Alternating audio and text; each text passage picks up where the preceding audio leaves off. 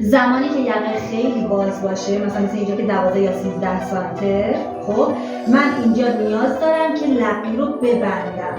درست شد؟ یعنی الان من اگر مثلا در نظر دارم پارچم کشه، بعد لقی مقدار بازیم زیاده، علاوه بر اون